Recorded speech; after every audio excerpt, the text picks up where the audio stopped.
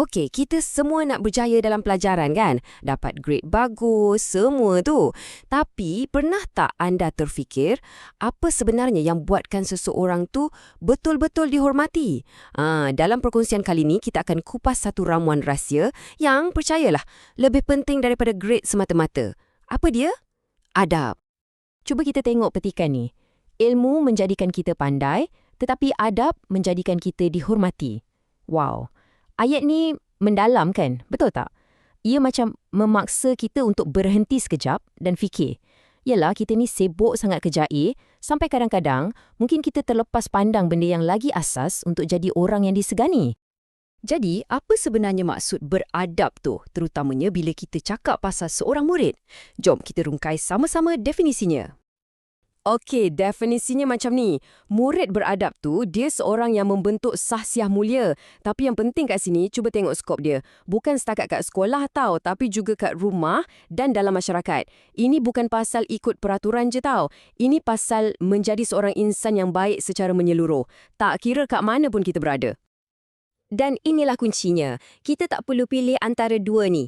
Adab dengan ilmu bukan dua benda berbeza. Sebaliknya, ia adalah satu gabungan yang sangat hebat. Cuba bayangkan macam ni.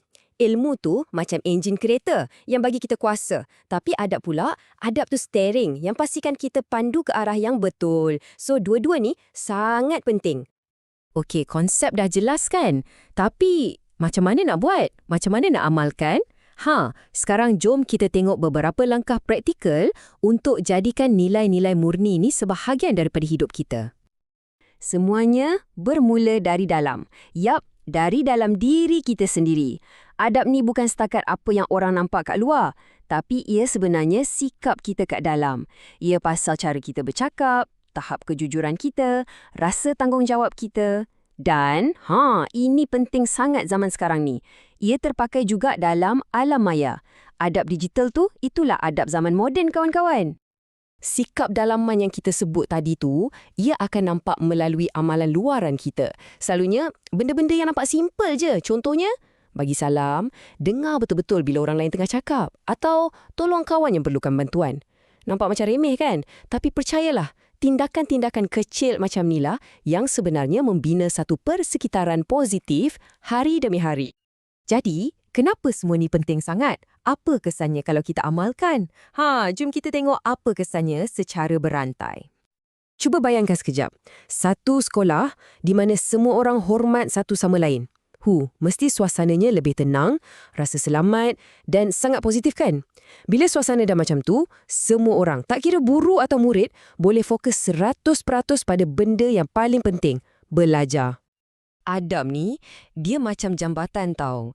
Jambatan yang hubungkan pelajar dengan guru. Bila ada rasa hormat, jambatan tu jadi kuat, jadi kukuh. Bila jambatan tu kukuh, barulah ilmu boleh mengalir dengan lancar.